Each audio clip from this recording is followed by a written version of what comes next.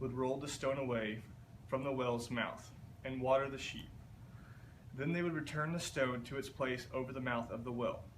Jacob asked the shepherds, "My brothers, where are you from?" "We're from Haran," they replied.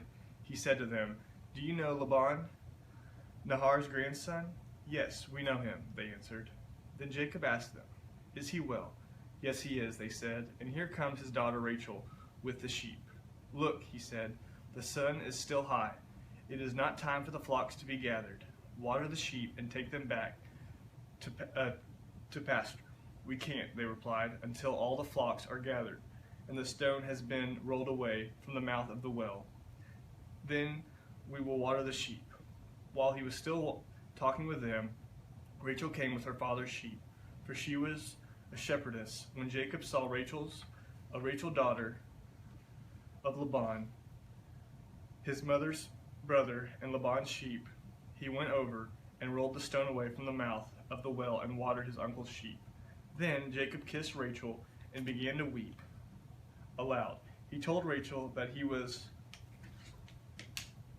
a relative of her father and a son of Rebekah. So she ran and told her father. As soon as Laban heard the news about Jacob, his sister's son, he hurried to meet him. He embraced him and kissed him and brought him to his home. And there Jacob told him all these things. Then Laban said to him, "You are my own flesh and blood." After Jacob had stayed with him for a whole month, Laban said to him, "Just because you are a relative of mine, should you work for me for nothing? Tell me what your wages should be."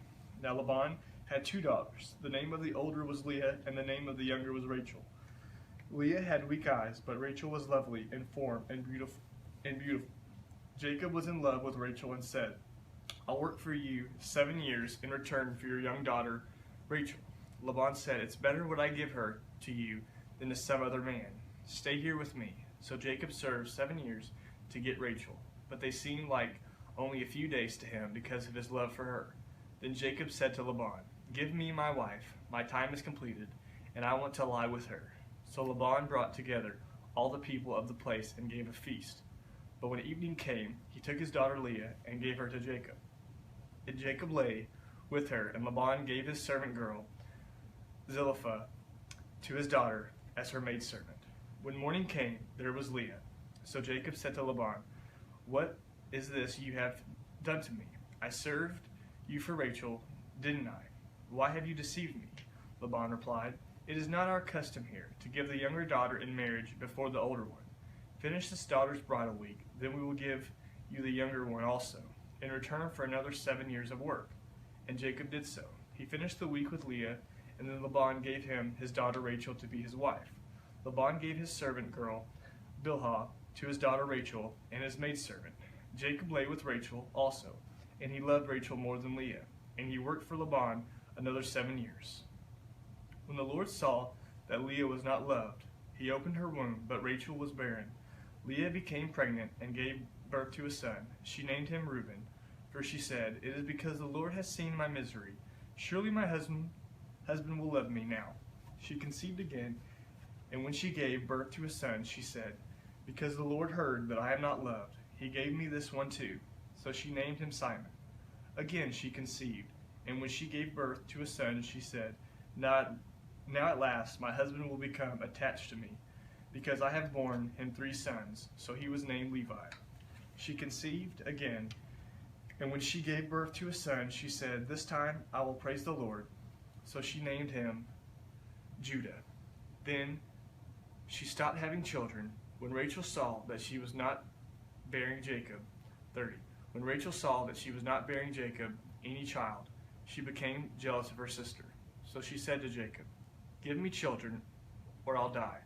Jacob became angry with her and said, "Am I in the place of God, who has kept you from having children?" Then she said, "Here is Bilhah, my maidservant. Sleep with her, so that she can bear children for me, and that through her I too can build a family." So she gave him her servant Bilhah as a wife. Jacob slept with her, and she became pregnant and bore him a son. Then Rachel said, "God has vindicated me. He has listened to my plea and given me a son. Because of this, she named him Dan. Rachel's servant, Bilhah, conceived again and bore Jacob a second son. Then Rachel said, I have had a great struggle with my sister, and I have won. So she named him Naphtali. When Leah said that she had stopped having children, she took her maidservant, Zilpah, and gave her to Jacob as a wife. Leah's servant, Zilpah, bore Jacob a son. Then Leah said, What good fortune! So she named him Gad. Leah's servant, Zilpah, bore Jacob a second son. Then Leah said, How happy am I! The women will call me happy. So she named him Asher. During wheat harvest, Reuben went out into the fields and found some mandrake plants, which he brought to his mother Leah. Rachel said to Leah, Please give me some of your son's mandrakes. But she said to her, Wasn't it enough that you took away my husband? Will you take my son's mandrakes too? Very well, Rachel said. He can sleep with you tonight in return for your son's mandrakes. So when Jacob came in from the fields that evening, Leah went out to meet him. You must sleep with me, she said. I have hired you with my son's mandrakes. So he slept with her that night. God listened to Leah, and she became pregnant and bore Jacob a fifth son. Then Leah said, God has rewarded me for giving my maidservant to my husband. So she named him Issachar. Leah conceived again and bore Jacob a sixth son. Then Leah said, God has presented me with a precious gift. This time my husband will treat me with honor, because I have borne him 6 sons. So she named him Zebulun. Sometime after she gave birth to a daughter and named her Dinah. Then God remembered Rachel. He listened to her and opened her womb. She became pregnant and gave birth to a son and said, God has taken away my disgrace. She named him Joseph and said, May the Lord add to me another son. After Rachel gave birth to Joseph, Jacob said to Laban, Send me on my way so I can go back to my own homeland. Give me wives and children for whom I have served you, and I will be on my way. You know how much work I've done for you. But Laban said to him, If I have found favor in your eyes, please stay. I have learned by divination that the Lord has blessed me because of you. He added, Name your wages and I will pay them. Jacob said to him, You know how I have worked for you, and how your livestock has fared under my care. The little you had before I came has increased greatly, and the Lord has blessed you wherever I have been. But now, when may I do something for my own household? What shall I give you? He asked. Don't give me anything, Jacob replied. But if you will do this one thing for me, I will go on tending your flocks and watching over them. Let me go through all your flocks today and remove them from every speckled or spotted sheep, every dark-colored lamb, and every spotted or speckled goat. They will be my wages. And my honesty will testify for me in the future, whenever you check on the wages you have paid me. Any goat in my possession that is not speckled or spotted, or any lamb that is not dark-colored, will be considered stolen. Agreed, said Laban. Let it be as you have said. The same day he removed all the male goats that were streaked or spotted, and all the speckled or spotted female goats, all that had white on them, and all the dark-colored lambs, and he had placed them in the care of his sons. Then he put 3-day journey between himself and Jacob, while Jacob continued to tend the rest of the Laban's flocks. Jacob, however, took fresh-cut branches from poplar, almond, and plane trees, and made white stripes on them by peeling the bark and exposing the white inner wood of the branches. Then he placed the peeled branches in all the watering troughs, so that they would be directly in front of the flocks when they came to drink. When the flocks were in heat and came to drink, they made it in front of the branches, and they bore young that were streaked or speckled or spotted. Jacob set apart the young of the flock by themselves, but made the rest face the streaked and dark-colored animals that belonged to Laban. Thus he made separate flocks for himself, and did not put them with Laban's animals. Whenever the stronger females were in heat, Jacob would place the branches in the troughs in front of the animals, so they would mate near the branches. But if the animals were weak, he would not place them there. So the weak animals went to Laban, and the strong ones to Jacob. In this way the man grew exceedingly prosperous, and came to own large flocks, and maid servants, and men servants, and camels, and donkeys.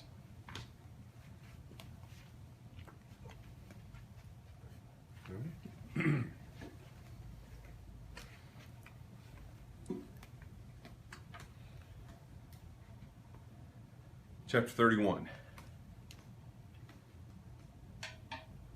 Jacob heard that Laban's sons were saying, "Jacob has taken everything our father owned and has gained all this wealth from what belonged to our father." And Jacob noticed that Laban's attitude toward him was not what it had been. Then the Lord said to Jacob, "Go back to the land of your fathers and to your relatives, and I will be with you." So Jacob sent word to Rachel and Leah to come out of the fields where his flocks were. He said to them, "I see that your father's attitude toward me is not what it was before, but the God of my father has been with me. You know that I've worked for your father with all my strength, yet your father has cheated me by changing my wages 10 times. However, God has not allowed him to harm me. If he said, 'The speckled ones will be your wages,' then all the flocks gave birth to speckled young. And if he said, 'The streaked ones will be your wages,' then all the flocks bore streaked young. So God has taken away your father's livestock and has given them to me. In breeding season, I once had a dream in which I looked up and saw that the male goats mating with the flock were streaked, speckled, or spotted. The angel of God said to me in the dream, 'Jacob,' and I answered, 'Here I am.' And he said, 'Look up and see that all the male goats mating with the flock are streaked, speckled, or spotted. For I have seen all that Laban has been doing to you. I am the God of Bethel, where you anointed a pillar, and where you made a vow to me. Now leave this land at once and go back to your native land.' Then Rachel and Leah replied, 'Do we still have any share in the inheritance of our father's estate? Does he not regard us as foreigners? Not only has he sold us, but he has used up what was paid for us. Surely all the wealth that God took away from our father belongs to us and our children. So do whatever God has told you.'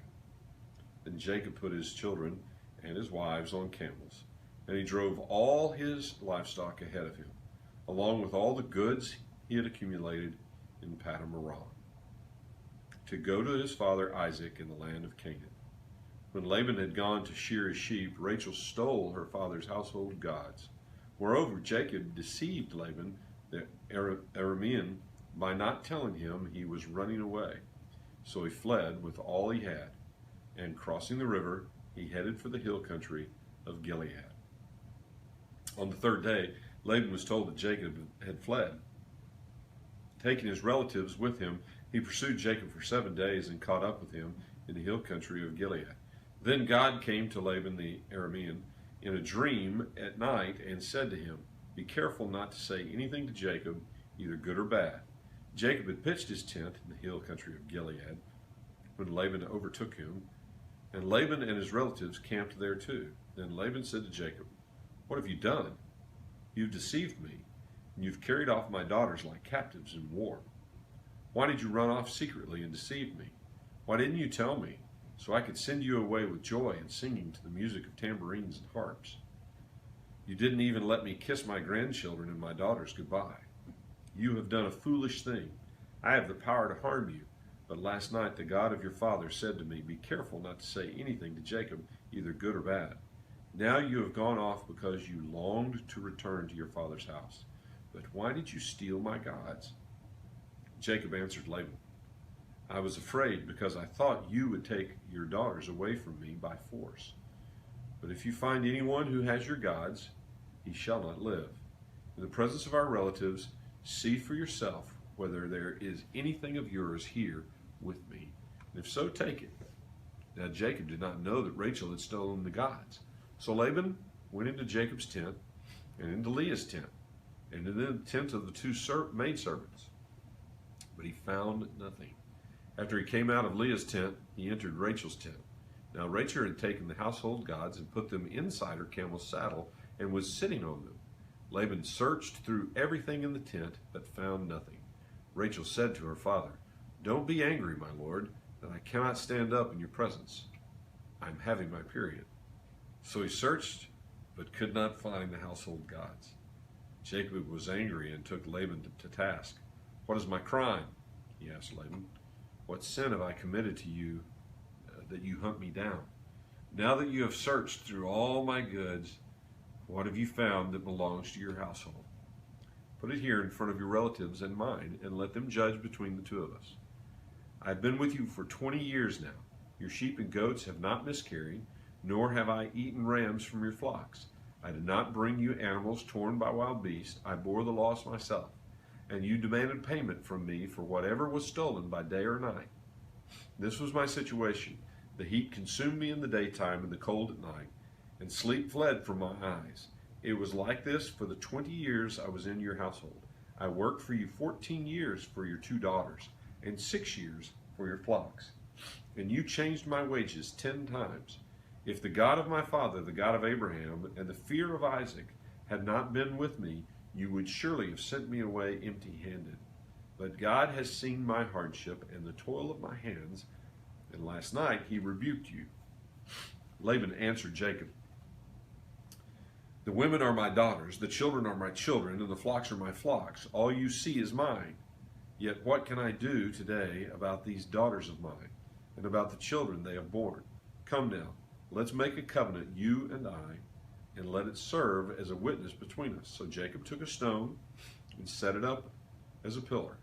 He said to his relatives, gather some stones. So they took stones and they piled them in a heap, and they ate there by the heap. Laban called it Jagar, and Jacob called it Gilead. Laban said, this heap is a witness between you and me today. That is why it is called Gilead.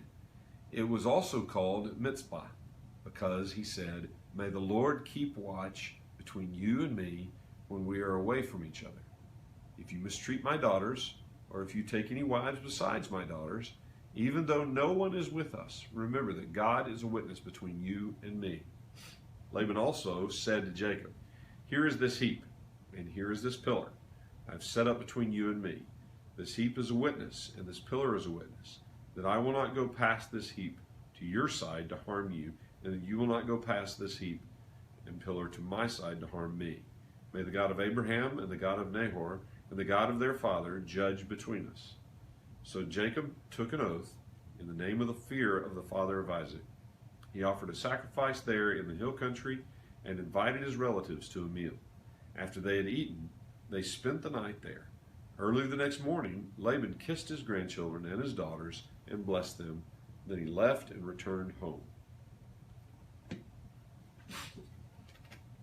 Jacob also went on his way, and the angels of God met him. When Jacob saw them, he said, this is the camp of God. So he named that place Mahanaim.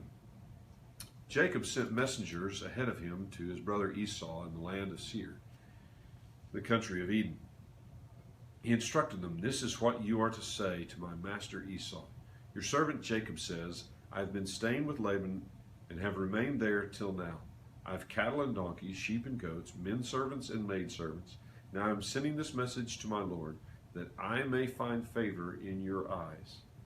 When the messengers returned to Jacob, they said, we went to your brother Esau, and now he is coming to meet you, and 400 men are with him.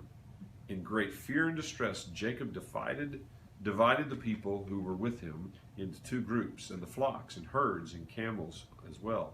He thought, if Esau comes and attacks one group, the group that is left may escape.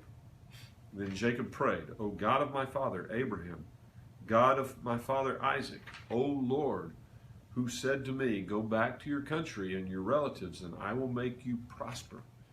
I am unworthy of all the kindness and faithfulness you have shown your servant. I had only my staff when I crossed this Jordan, but now I have become 2 groups. Save me, I pray, from the hand of my brother Esau, for I am afraid he will come and attack me, and also the mothers with their children. But you have said, I will surely make you prosper, and will make your descendants like the sand of the sea, which cannot be counted. He spent the night there, and from what he had with him, he selected a gift for his brother Esau, 200 female goats, 20 male goats, 200 ewes, and 20 rams, 30 female camels with their young, 40 cows, and 10 bulls, and 20 female donkeys and 10 male donkeys. He put them in the care of his servants, each herd by itself, and said to his servants, go ahead of me and keep some space between the herds.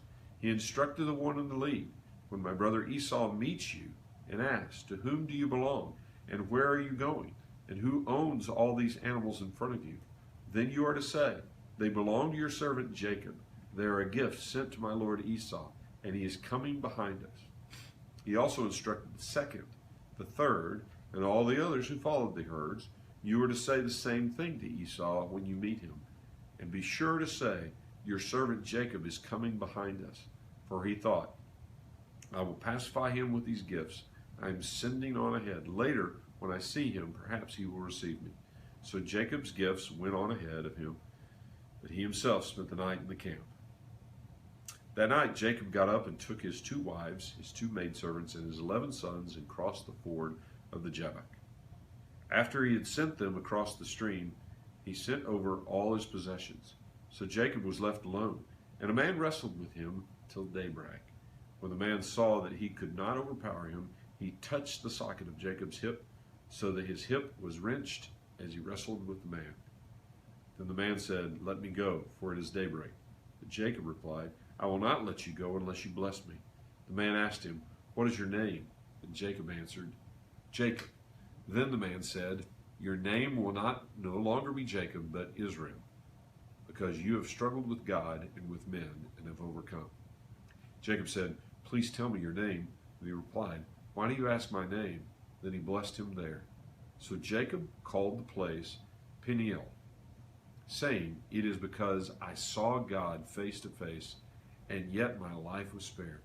The sun rose above him as he passed Peniel, and he was limping because of his hip.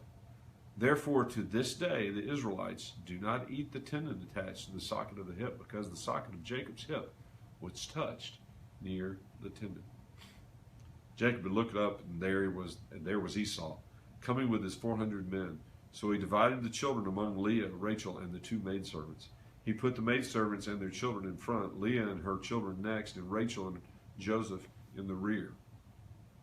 He himself went on ahead and bowed down to the ground 7 times as he approached his brother.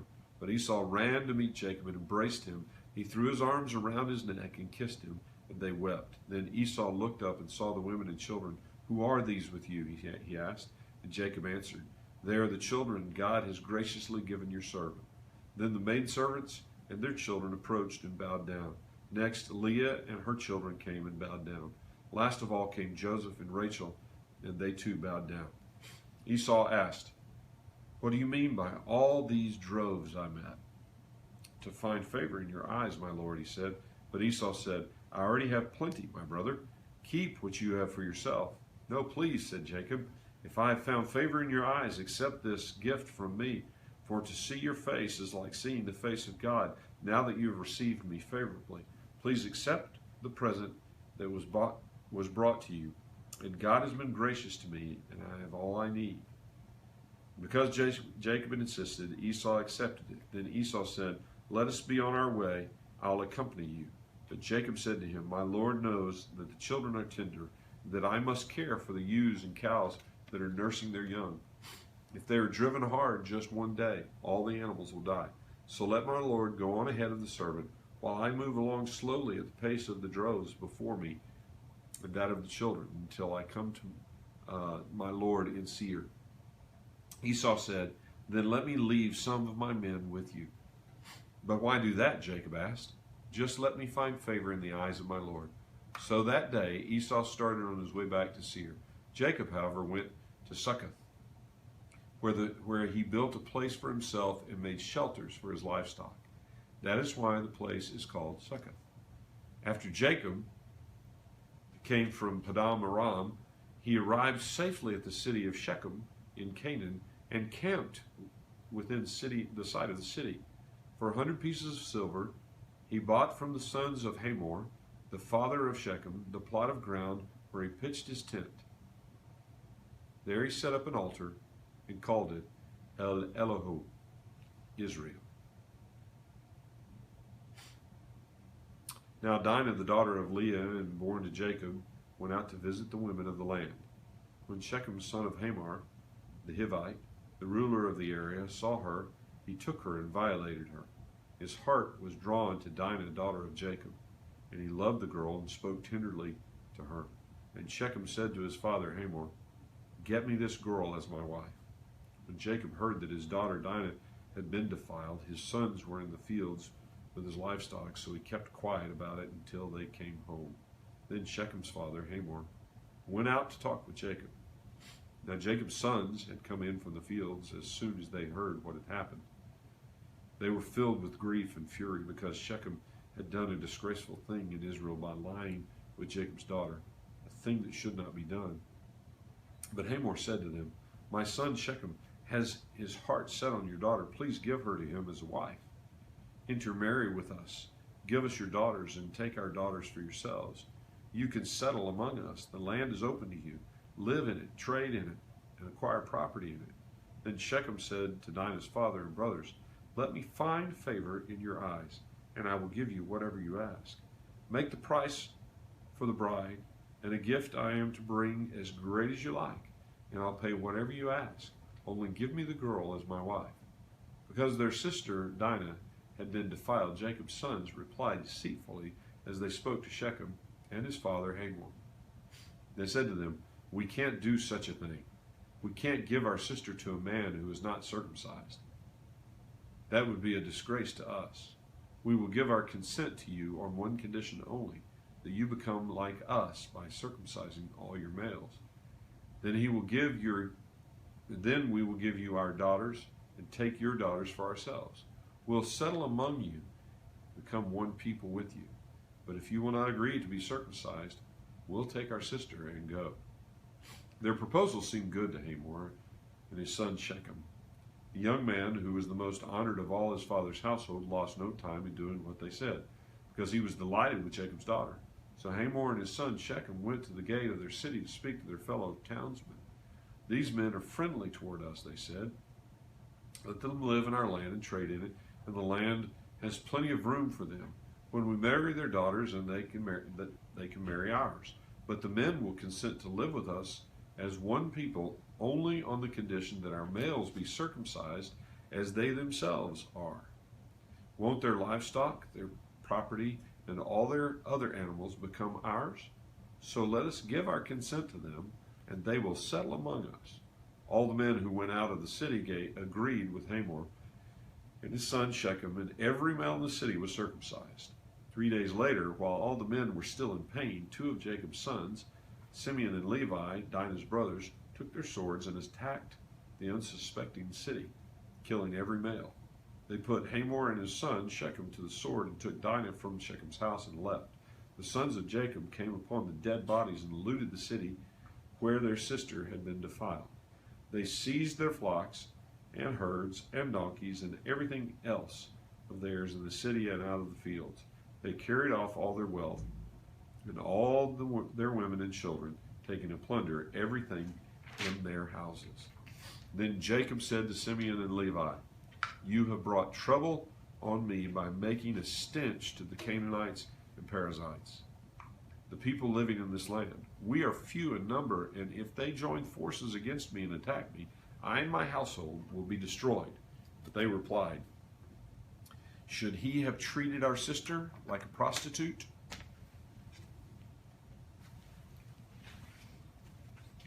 Then God said to Jacob, "Go up to Bethel and settle there, and build an altar there to God, who appeared to you when you were fleeing from your brother Esau." So Jacob said to his household and to all who were with him, "Get rid of the foreign gods you have with you, and purify yourselves, and change your clothes. Then come, let us go up to Bethel, where I will build an altar to God, who answered me in the day of my distress, and who has been with me wherever I have gone." So they gave Jacob all the foreign gods they had, and the rings in their ears, and Jacob buried them under the oak at Shechem. Then they set out, and the terror of God fell upon the towns all around them, so that no one pursued them. Jacob and all the people with him came to Luz, that is Bethel, in the land of Canaan. There he built an altar, and he called the place El Bethel, because it was there that God revealed himself to him when he was fleeing from his brother. Now Deborah, Rebekah's nurse, died and was buried under the oak below Bethel, so it was named Allon Bakuth. After Jacob returned from Padan Aram, God appeared to him again and blessed him. God said to him, "Your name is Jacob, but you will no longer be called Jacob. Your name will be Israel. So he named him Israel. And God said to him, I am God Almighty. Be fruitful and increase in number. A nation and a community of nations will come from you, and kings will come from your body. The land I gave to Abraham and Isaac I also give to you, and I will give this land to your descendants after you. Then God went up from him at the place where he had talked with him. Jacob set up a stone pillar at the place where God had talked with him, and he poured out a drink offering on it. He also poured oil on it. Jacob called the place where God had talked with him Bethel. Then they moved from Bethel. While they were still some distance from Ephrath, Rachel began to give birth and had great difficulty. And as she was having great difficulty in childbirth, the midwife said to her, Don't be afraid, for you have another son. As she breathed her last, for she was dying, she named her son Ben-Oni, but his father named him Benjamin. So Rachel died and was buried on the way to Ephrath, that is Bethlehem. Over her tomb Jacob set a pillar, and to this day that pillar marks Rachel's tomb. Israel moved on again and pitched his tent beyond Migdal-Eder. While Israel was living in that region, Reuben went in and slept with his father's concubine Bilhah, and Israel heard of it. Well, Jacob had 12 sons, the sons of Leah: Reuben, the firstborn of Jacob, Simeon, Levi, Judah, Issachar, and Zebulun. The sons of Rachel: Joseph and Benjamin. The sons of Rachel's maidservant Bilhah: Dan and Naphtali. The sons of Leah's maidservant Zilpah: Gad and Asher. These were the sons of Jacob who were born to him in Paddan Aram. Jacob came home to his father Isaac in Mamre near Kiriath Arba, that is Hebron, where Abraham and Isaac had stayed.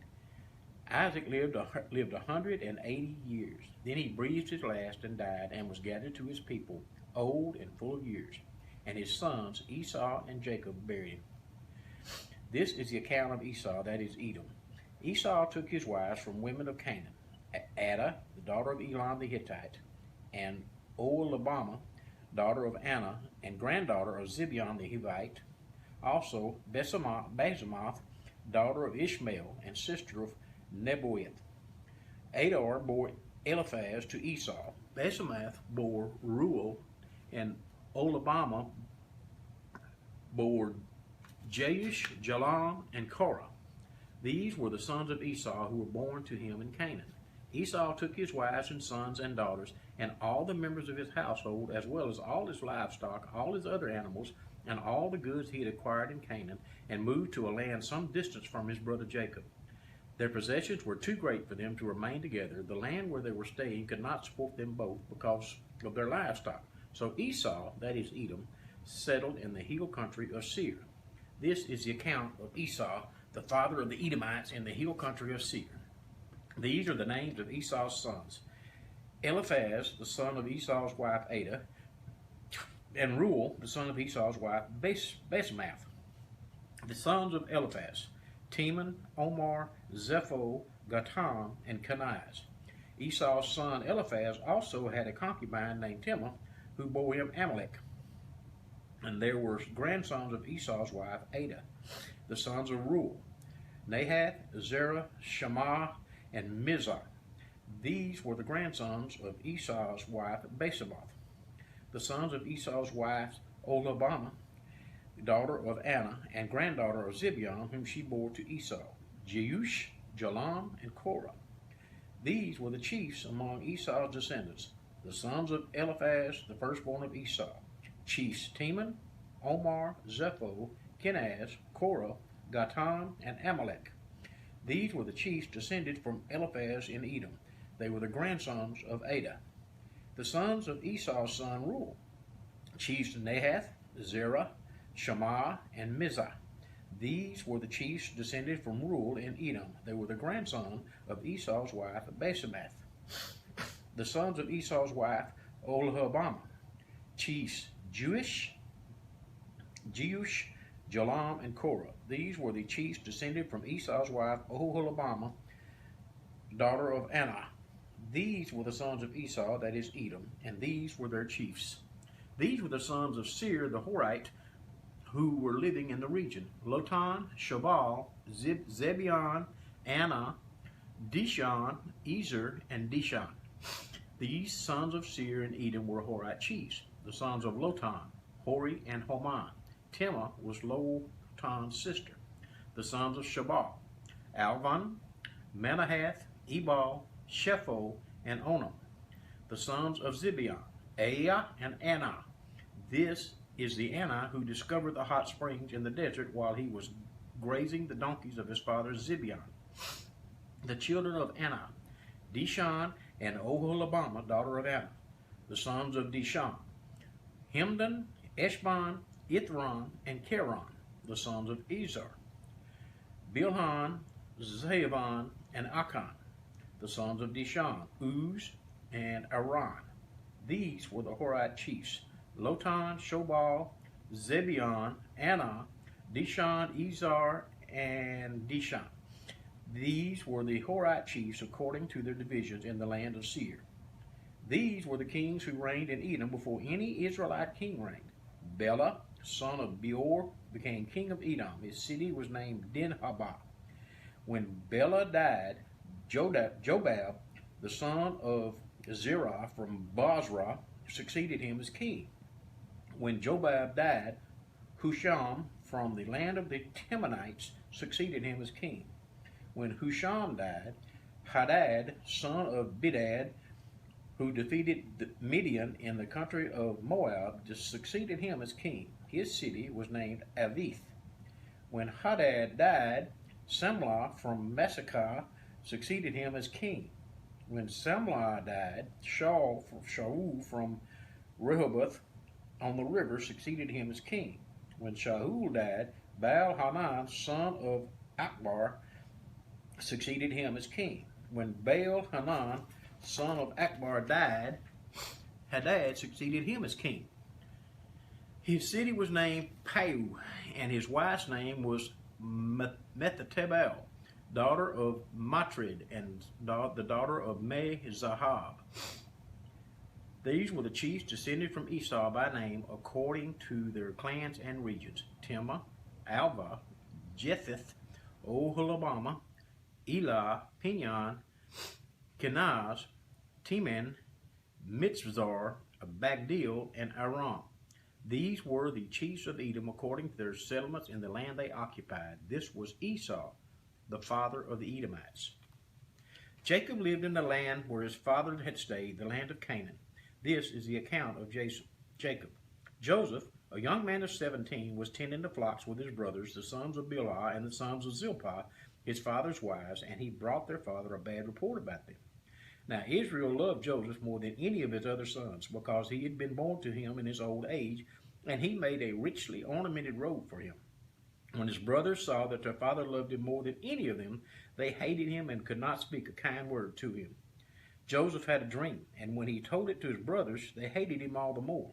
He said to them, "Listen to this dream I had. We were binding sheaves of grain out in the field, when suddenly my sheaf rose and stood upright, while your sheaves gathered around mine and bowed down to it." His brothers said to him, "Do you intend to reign over us? Will you actually rule us?" And they hated him all the more because of his dream and what he had said. Then he had another dream, and he told it to his brothers.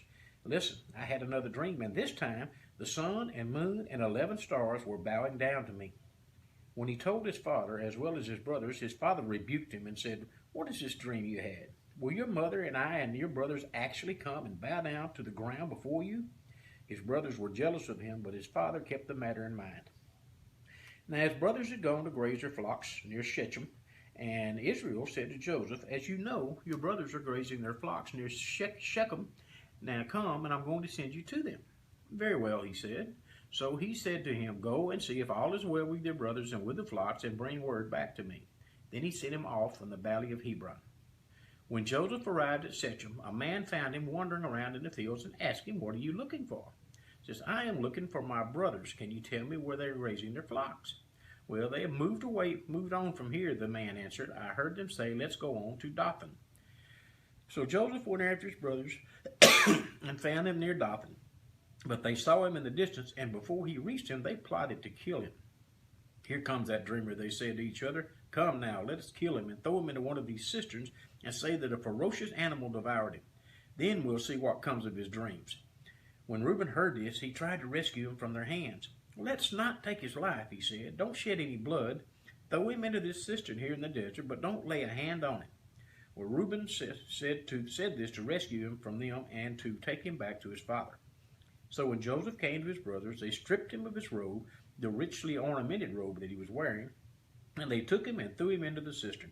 Now the cistern was empty, so there was no water in it. As they sat down to eat their meal, they looked up and saw a caravan of Ishmaelites coming from Gilead. Their camels were loaded with spices, balm, and myrrh, and they were on their way to take them down to Egypt.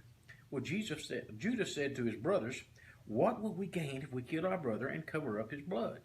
Come, let's sell him to the Ishmaelites and not lay our hands on him. After all, he is our brother, our own flesh and blood." His brothers agreed.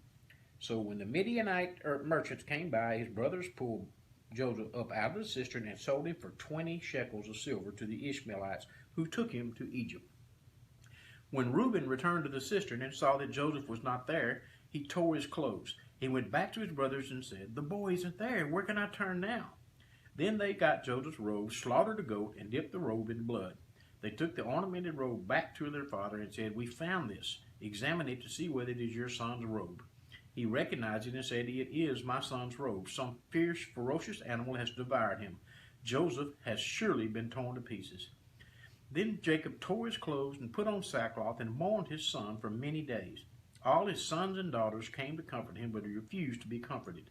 "No," he said, "in mourning will I go down to the grave to my son." So his father wept for him. Meanwhile, the Midianites sold Joseph in Egypt to Potiphar, one of Pharaoh's officials, the captain of the guard. At that time, Judah left his brothers and went down to stay with a man of Adullam named Hirah. There, Judah met the daughter of a Canaanite man named Shua. He married her and lay with her, and she became pregnant and gave birth to a son who was named Er. She conceived again and gave birth to a son and named him Onan. She gave birth to still another son and named him Shelah. It was Kezib that she gave birth to him. It was at Kezib that she gave birth to him. Judah got a wife for Er, his firstborn, and her name was Tamar. But Er, Judah's firstborn, was wicked in the Lord's sight, so the Lord put him to death. Then Judah said to Onan, "Lie with your brother's wife and fulfill your duty to her as a brother-in-law to produce offspring for your brother." But Onan knew that the offspring would not be his, so whenever he lay with his brother's wife, he spilled his semen on the ground to keep from producing offspring for his brother. What he did was wicked in the Lord's sight, so he put him to death also. Judah then said to his daughter-in-law Tamar, "Live as a widow in your father's house until my son Shelah grows up," for he thought he may die too, just like his brothers. So Tamar went to live in her father's house. After a long time, Judah's wife, the daughter of Shua, died. When Judah had recovered from his grief, he went up to Timnah to the men who were shearing his sheep, and his friend Hirah, the Adullamite, went with him. When Tamar was told, "Your father-in-law is on his way to Timnah to shear his sheep," she took off her widow's clothes, covered herself with a veil to disguise herself, and then sat down at the entrance to Enaim, which is on the road to Timnah.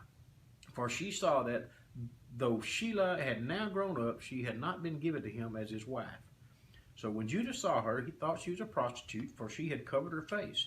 Not realizing that she was his daughter-in-law, he went over to her by the roadside and said, "Come now, let me sleep with you." "And what will you give me to sleep with you?" "I will send you a young goat from my flock," he said. "Will you give me something as a pledge until you send it?" she asked. He said, "What pledge should I give you?" "Your seal and its cord and the staff in your hand," she answered. So he gave them to her and slept with her, and she became pregnant by him. After she left, she took off her veil and put on her widow's clothes again. Meanwhile, Judah sent the young goat by his friend, the Adullamite, in order to get his pledge back from the woman, but he couldn't find her. He asked the men who lived there, "Where is the shrine prostitute who was beside the road at Enaim?"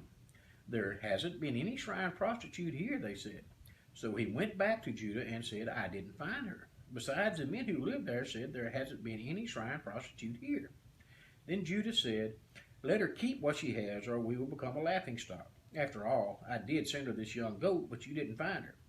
About 3 months later, Judah was told, "Your daughter-in-law Tamar is guilty of prostitution, and as a result, she is now pregnant." Judah said, "Bring her out and have her burned to death." As she was being brought out, she sent a message to her father-in-law. "I am pregnant by the man who owns thee," she said. And she added, "See if you recognize the seal and cord and staff these are." Judah recognized him and said, "She is more righteous than I, since I wouldn't give her my son Shelah." And he did not sleep with her again. When the time came for her to give birth, there were twin boys in her womb, and as she was giving birth, one of them put out his hand so that the midwife took a scarlet thread and tied it on his wrist and said, "This one came out first." But when he drew back his hand, his brother came out, and she said, "So this is how you have broken out." And he was named Perez. Then his brother, who had the scarlet thread on his wrist, came out, and he was given the name Zerah. Now Joseph had been taken down to Egypt. Potiphar, the Egyptian, who was one of Pharaoh's officials, the captain of the guard, brought him from the Ishmaelites who had taken him there. The Lord was with Joseph, and he prospered, and he lived in the house of the Egyptian master. When his master saw that the Lord was with him, and that the Lord gave him success in everything he did, Joseph found favor in his eyes and became his attendant. Potiphar put him in charge of his household, and he entrusted to his care everything he owned. From the time he put him in charge of his household and all he owned, the Lord blessed the household of the Egyptian because of Joseph. The blessing of the Lord was on everything Potiphar had, both in the house and in the field. So he left Joseph's care everything he had. With Joseph in charge, he did not concern himself with anything except the food he ate. Now Joseph was well built and handsome, and after a while his master's wife took notice of Joseph and said, "Come to bed with me." But he refused. With me in charge, he told her, "My master does not concern himself with anything in his house. Everything he owns he is entrusted to my care. No one is greater in this house than I am. My master has withheld nothing from me except you, because you are his wife. How then could I do such a wicked thing and sin against God?" And though she spoke to Joseph day after day, he refused to go to bed with her or even be with her. One day he went into the house to attend his duties, and none of the household servants was inside. She caught him by his cloak and said, "Come to bed with me." But he left his cloak in her hand and ran out of the house. When she saw that he had left his cloak in her hand and had run out of the house, she called her household servants. "Look, this Hebrew has been brought to us to make sport of us. He came in here to sleep with me, but I screamed. When he heard me scream for help, he left his cloak beside me and ran out of the house." She kept his cloak beside her until his master came home. Then she told him the story. "The Hebrew slave you brought to us came to me to make sport of me, but as soon as I screamed for help, he left his cloak beside me and ran out of the house." When his master heard the story his wife told him, saying, "This is how your slave treated me," he burned with anger. Joseph's master took him and put him in prison, the place where the king's prisoners were confined. But while Joseph was there in prison, the Lord was with him, and he showed him kindness and granted him favor in the eyes of the prison warden. So the warden put Joseph in charge of all those held in prison, and he was made responsible for all that was done there. The warden paid no attention to anything under Joseph's care, because the Lord was with Joseph and gave him success in whatever he did. Sometime later, the cupbearer and the baker of the king offended their master, the king of Egypt. Pharaoh was angry with his two officials, the chief cupbearer and the chief baker, and put them in custody in the house of the captain of the guard, in the same prison where Joseph was confined. The captain of the guard assigned him to Joseph, and he attended him.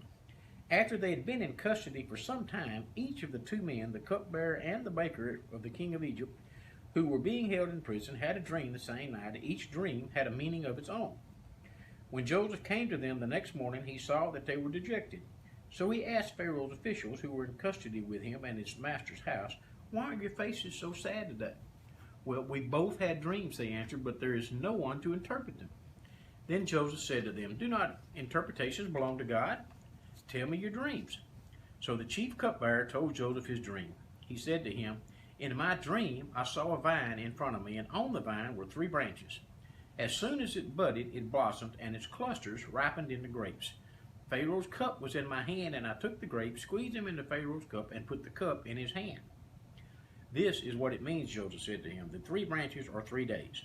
Within 3 days, the Pharaoh will lift up your head and restore you to your position, and you will put the Pharaoh's cup in his hand, just as you used to do when you were his cupbearer. But when all goes well with you, remember me and show me kindness. Mention me to Pharaoh and get me out of this prison, for I was forcibly carried off from the land of the Hebrews, and even here I have done nothing to deserve being put in a dungeon." When the chief baker saw that Joseph had given a favorable interpretation, he said to Joseph, "I too had a dream. On my head were 3 baskets of bread. In the top baskets were all kinds of baked goods for Pharaoh, but the birds were eating them out of the basket on my head. This is what it means, Joseph said. The 3 baskets are 3 days. Within 3 days, Pharaoh will lift off your head and hang you on a tree, and the birds will eat away your flesh.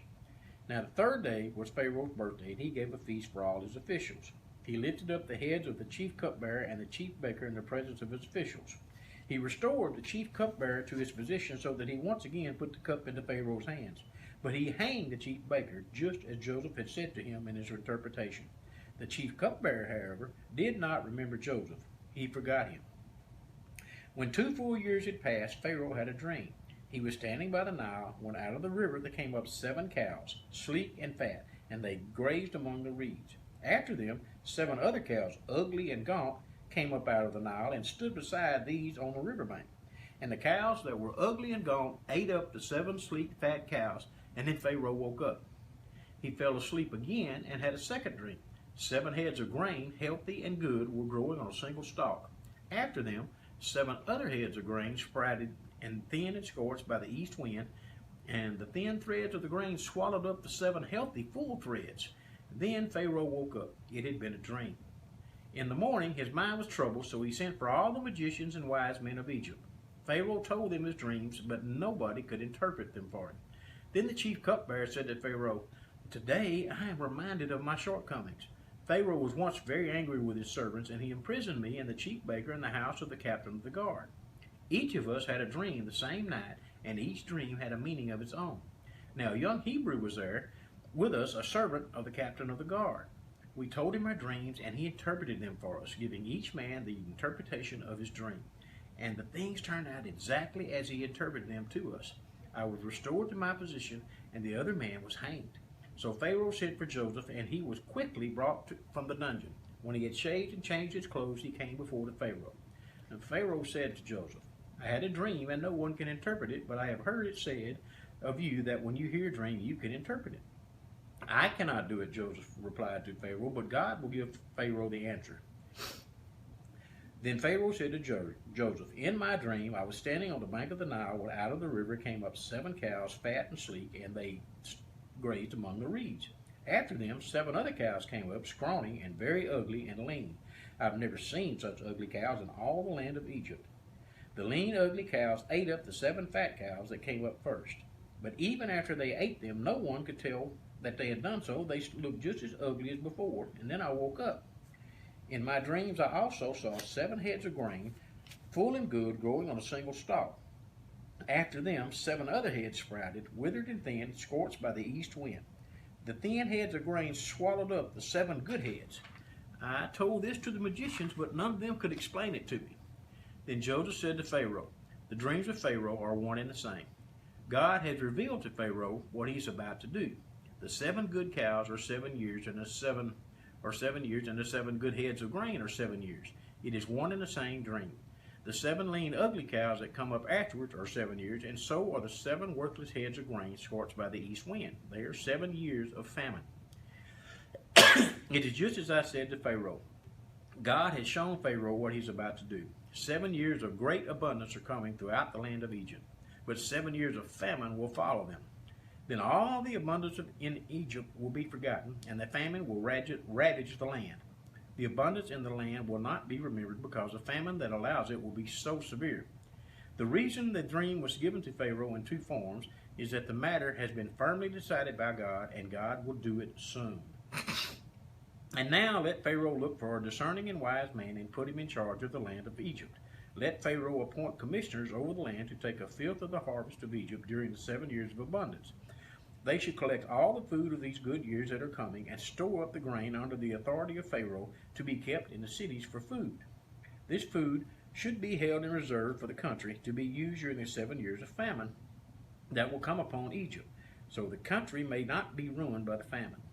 The plan seemed good to Pharaoh and to all his officials, so Pharaoh asked him, can we find anyone like this man, the one in whom is the Spirit of God? Then Pharaoh said to Joseph, since God has made all this known to you, there is no one so discerning and wise as you. You shall be in charge of my palace, and all my people are to submit to your orders. Only with respect to the throne will I be greater than you. So Pharaoh said to Joseph, I hereby put you in charge of the whole land of Egypt.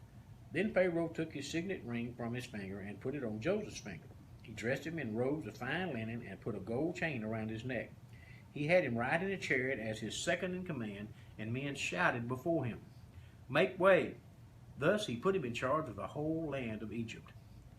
Then Pharaoh said to Joseph, I am Pharaoh, but without your word no one will lift a hand or foot in all Egypt. Pharaoh gave Joseph the name Zaphenath-Paneah and gave him Asenath, the daughter of Potiphera, priest of On, to be his wife. And Joseph went throughout the land of Egypt. Joseph was 30 years old when he entered the service of Pharaoh, the king of Egypt. Then Joseph went out from Pharaoh's presence and traveled throughout Egypt. During the 7 years of abundance, the land produced plentifully. Joseph collected all the food produced in those 7 years of abundance in Egypt and stored it in the cities. In each city, he put the food grown in the fields surrounding it. Joseph stored up huge quantities of grain, like the sand of the seas. It was so much that he stopped keeping record because it was beyond measure. Before the years of the famine came, 2 sons were born to Joseph by Asenath, daughter of Potiphera, priest of On. Joseph named his firstborn Manasseh, and said, It is because God has made me forget all my trouble and all my father's household. The second son he named Ephraim, and said, It is because God has made me fruitful in the land of my suffering. The 7 years of abundance in Egypt came to an end, and the 7 years of famine began, just as Joseph had said. There was famine in all the other lands, but in the whole land of Egypt there was food. When all Egypt began to feel the famine, the people cried to Pharaoh for food. Then Pharaoh told all the Egyptians, Go to Joseph and do what he tells you. When the famine had spread over the whole country, Joseph opened the storehouses and sold grain to the Egyptians, for the famine was severe throughout Egypt. And all the countries came to Egypt to buy grain from Joseph, because the famine was severe in all the world. When Jacob learned there was grain in Egypt, he said to his sons, Why don't you just keep looking at each other? He continued, I've heard that there's grain in Egypt. Go down there and buy some for us so that we may live and not die. Then 10 of Joseph's brothers went down to buy grain from Egypt. But Jacob did not send Benjamin, Joseph's brother, with the others, because he was afraid that harm might come to him. So Israel's sons were not among those who went to buy grain, for the famine was in the land of Canaan also. Now Joseph was the governor of the land, the one who sold grain to all its people. So when Joseph's brothers arrived, they bowed down to him with their faces to the ground. As soon as Joseph saw his brothers, he recognized them, but he pretended to be a stranger and spoke harshly to them. Where do you come from? Well, we come from the land of Canaan, they replied, to buy food. Although Joseph recognized his brothers, they did not recognize him. Then he remembered his dreams about them and said to them, You are spies. You have come to see where our land is unprotected. No, my lord, they answered. Your servants have come to buy food. We are all sons of one man. Your servants are honest men, not spies. No, he said to them, you have come to see where our land is unprotected. But they replied, Your servants were 12 brothers, the sons of one man who lives in the land of Canaan. The youngest is now with our father, and one is no more. Joseph said to them, It is just as I told you, you are spies, and this is how you will be tested. As surely as the Pharaoh lives, you will not leave this place unless your youngest brother comes here. Send one of your number back to get your brother. The rest of you will be kept in prison, so that your words may be tested to see if you're telling the truth. If you're not, then as surely as Pharaoh lives, you are spies. And he put them all in custody for 3 days. On the 3rd day, Joseph said to them, Do this and you will live, for I fear God. If you are honest men, let one of your brothers stay here in prison, while the rest of you go and take grain back for your starving households. But you must bring your youngest brother to me, so that your words may be verified and you may not die. This they proceeded to do. Then they said to one another, Surely we are being punished because of our brother. We saw how distressed he was when he pleaded with us for his life, but we would not listen. That's why this distress has come upon us. Reuben replied, Didn't I tell you not to sin against the boy? But you wouldn't listen. Now we must give an accounting for his blood. They did not realize that Joseph could understand them, since he was using an interpreter. He turned away from them and began to weep, but then turned back and spoke to them again. He had Simeon taken from them and bound before their eyes. Joseph gave orders to fill their bags with grain, to put each man's silver back in his sack, and give them provisions for their journey, and this was done for them. They loaded their grain on their donkeys and left.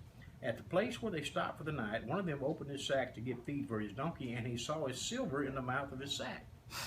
"My silver has been returned," he said to his brothers. "Here it is in my sack."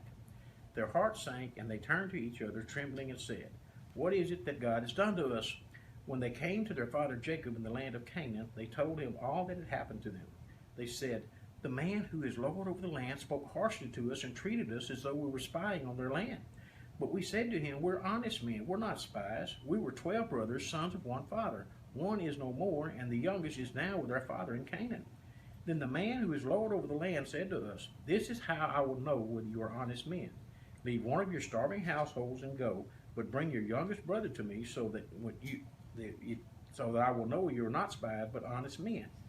Then I will give your brother back to you, and you can trade in the land.' As they were emptying their sacks, there in each man's sacks was his pouch of silver. When they and their father saw the money pouches, they were frightened. Their father Jacob said to them, 'You have deprived me of my children. Joseph is no more, Simeon is no more, and now you want to take Benjamin. Everything is against me.' Then Reuben said to his father, 'You may put both of my sons to death if I do not bring him back to you. Entrust him to my care, and I will bring him back.' But Jacob said, 'My son will not go down there with you. His brother is dead, and is the only one left. If harm comes to him,"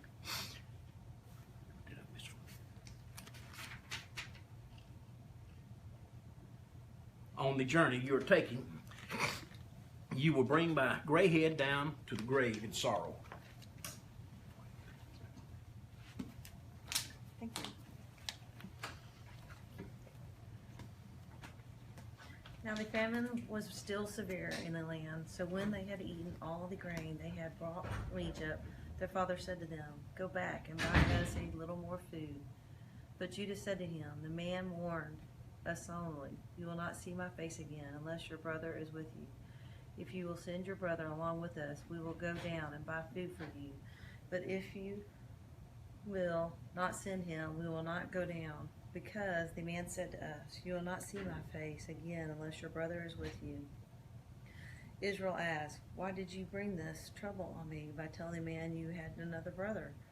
They replied, 'The man questioned us closely about ourselves and our family. 'Is your father still living?' he asked us. 'Do you have another brother?' We simply answered his questions.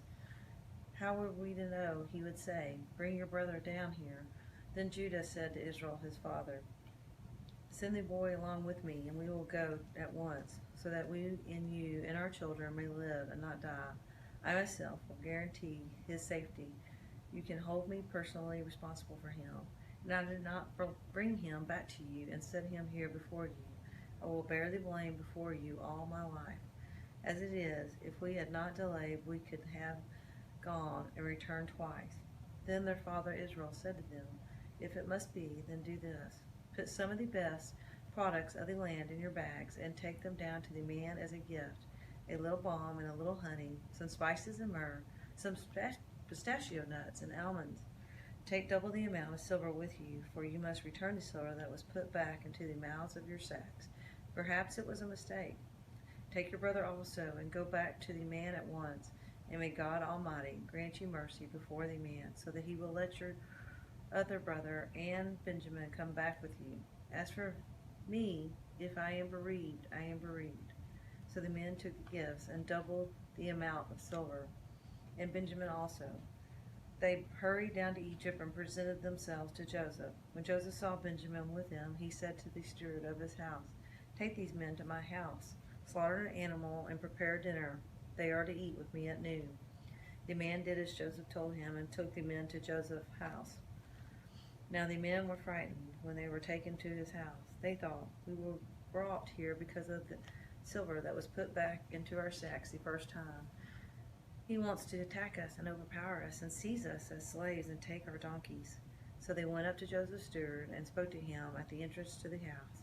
'Please, sir,' they said, 'we came down here the first time to buy food, but at the place where we stopped for the night, we opened our sacks, and each of us found his silver, the exact weight in the mouth of his sack. So we brought it back with us. We have also brought additional silver with us to buy food. We don't know who put our silver into our sacks.' 'It's all night,' he said. It's all right, he said. Don't be afraid. Your God, the God of your father, has given your treasure in your sacks. I received your silver. Then he brought Simon out to them. The steward took the men into Joseph's house, gave them water to wash their feet, and provided fodder for their donkeys. They prepared their gifts for Joseph's arrival at noon, because they had heard that they were to eat there. When Joseph came home, they presented to him the gifts they had brought into the house, and they bowed down before him to the ground. He asked them how they were, and then he said, "How is this your aged father you told me about? Is he still living?" They replied, "Your servant, our father, is still alive and well." And they bowed low to pay him honor. As he looked about and saw his brother Benjamin, his own mother's son, he asked, "Is this your youngest brother, the one you told me about?" And he said, "God be gracious to you, my son." Deeply moved at the sight of his brother, Joseph hurried out and looked for a place to eat. He went into his private room and wept there. After he had washed his face, he came out and, controlling himself, said, "Serve the food." They served him by himself, the brothers by themselves, and the Egyptians who ate with him by themselves, because Egyptians could not eat with Hebrews, for that is detestable to Egyptians. The men had been seated before him in the order of their ages, from the firstborn to the youngest, and they had looked at each other in astonishment. When portions were served to them from Joseph's table, Benjamin's portion was 5 times as much as anyone else's, so they feasted and drank freely with them.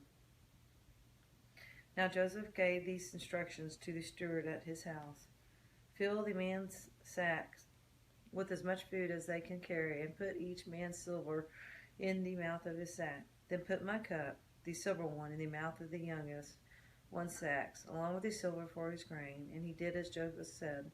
As morning dawned, the men were sent on their way with their donkeys. They had not gone far from the city when Joseph said to his steward, "Go after those men at once, and when you catch up with them, say to them, 'Why have you repaid good with evil? Isn't this the cup my master drinks from, and also uses for divination? This is a wicked thing you have done." When he caught up with them, he repeated these words to them. But they said to him, "Why does my lord say such things? Far be it from your servants to do anything like that. We even brought back to you and from the land of Canaan the silver we found inside the mouths of our sacks. So why would we steal silver or gold from your master's houses? If any of your servants is found to have it, he will die, and the rest of us will become my lord's slaves." "Very well then," he said, "let it be as you say. Whoever is found to have it will become my slave. The rest of you will be free from blame." Each of them quickly lowered his sack to the ground and opened it. Then the steward proceeded to search, beginning with the oldest and ending with the youngest. And the cup was found in Benjamin's sack. All this, that they tore their clothes. Then all loaded their donkeys and returned to the city. Joseph was still in the house when Judah and his brothers came in, and they threw themselves to the ground before him. Joseph said to them, "What is this you have done? Don't you know that a man like me can find things out by divination?" "What can we say to my lord?" Judah replied. "What can we say? How can we prove your innocence? God has uncovered your servant's guilt. We are now my lord's slaves, we ourselves and the one who was found to have the cup." But Joseph said, "Far be it from me to do such a thing. Only the man who is found to have the cup will become my slave. The rest of you go back to your father in peace." Then Judah went up to him and said, "Please, my lord, let your servant speak a word to my lord. Do not be angry with your servant, though you are equal to Pharaoh himself." My lord asked his servants, "Do you have a father or a brother?" And we answered, "We have an aged father, and there is a young son born to him in his old age.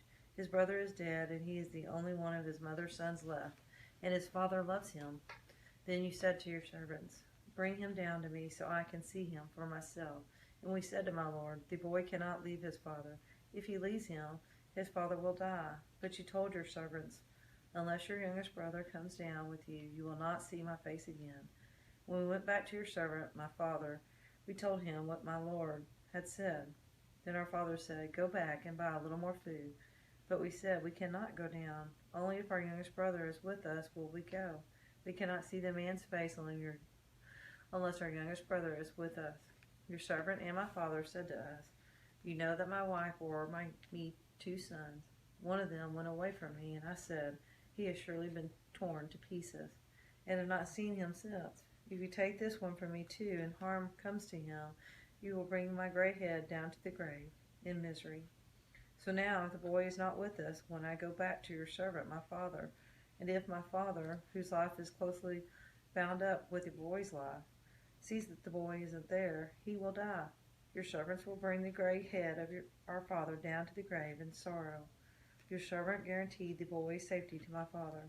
I said, if I do not bring him back to you, I will bear the blame before you, my father, all my life.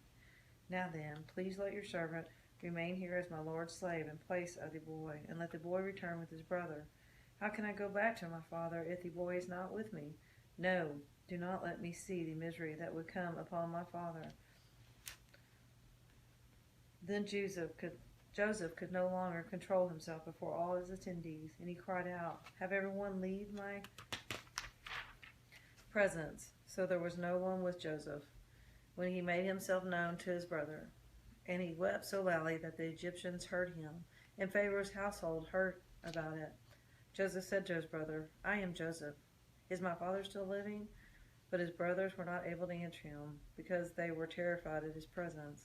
Then Joseph said to his brothers, come close to me. When they had done so, he said, I am your brother Joseph, the one you sold into Egypt. And now, do not be distressed and do not be angry with yourselves for selling me here, because it was to save lives that God sent me ahead of you.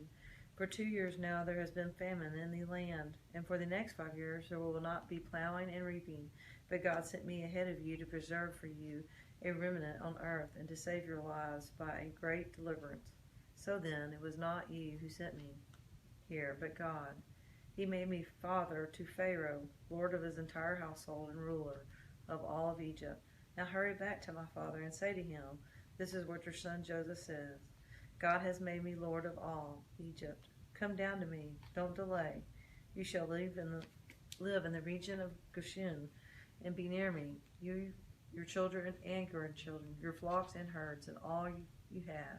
I will provide for you there, because 5 years of famine are still to come. Otherwise, you and your household and all who belong to you will become destitute. You can see for yourselves, and so can my brother Benjamin, that it is really I who am speaking to you. Tell my father about all the honor accorded me in Egypt, and about everything you have seen, and bring my father down here quickly. Then he threw his arms around his brother Benjamin and wept, and Benjamin embraced him, weeping, and he kissed all his brothers and wept over them. Afterward his brothers talked with him.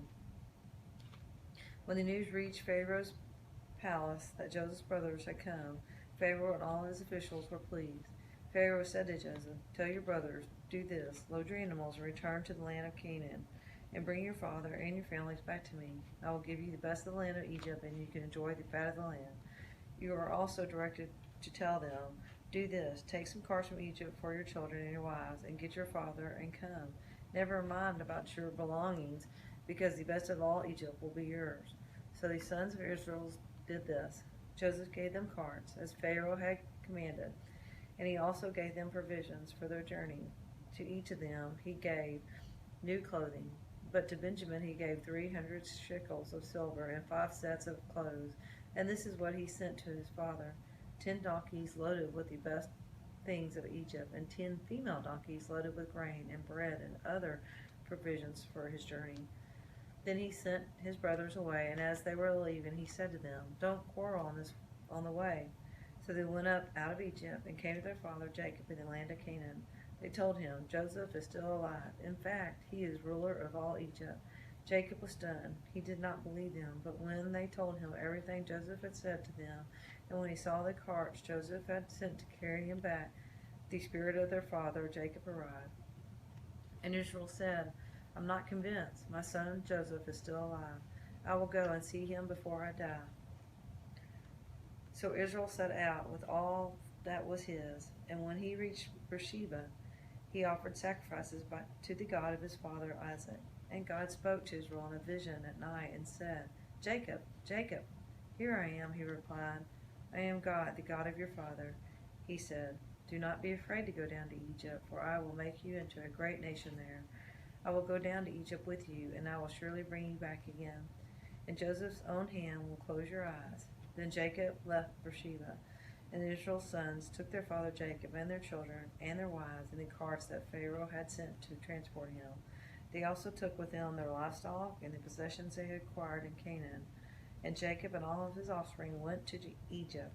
He took them with him to Egypt, his sons and grandson, and his daughters and granddaughters, all his offspring. These are the names of the sons of Israel, Jacob and his descendants who went to Egypt. Reuben, the firstborn of Jacob, the sons of Reuben. Anak, Palu, Ezron, and Carmi, the sons of Simon. Jemuel, Jamin, Ohad, Jachin, Zohar, and Shaul, the son of Kenite woman. The sons of Levi, Gershon, Kohath, and Merari, the sons of Judah. Onan, Shelah, Perez, and Zerah of Canaan, the sons of Perez. Hezron and Hamul, the sons of Issachar. Tula, Pu, Joshua, and Shimron, the sons of Zebulun. Sered, Elon, and Jalo. These were the sons Leah bore to Jacob in Padan Aram, besides his daughter Dinah. These sons and daughters of his were 33 in all. The sons of God, Sephron, Haggai, Shuni, Isban, Eri, Barati, and Areli, the sons of Ashur. Imnah, Ishva, Ishvi, and Berar. Their sister was Sarah, the sons of Berar, Heber, and Malachil. These were the children born to Jacob by Zilpah, whom Laban had given to his daughter Leah, 16 in all. The sons of Jacob's wife Rachel, Joseph, and Benjamin. In Egypt, Manasseh and Ephraim were born to Joseph by Esau, daughter of Patriah, priest of On. The sons of Benjamin, Bela, Bekar, Ashbel, Gerar, Naaman, Ehi, Rosh, Mupin, Huppin, and Ard. These were the sons of Rachel who were born to Jacob, 14 in all. The son of Dan, Husham. The son of Naphtali, Jaziel, Jena, Jezir, and Shalem.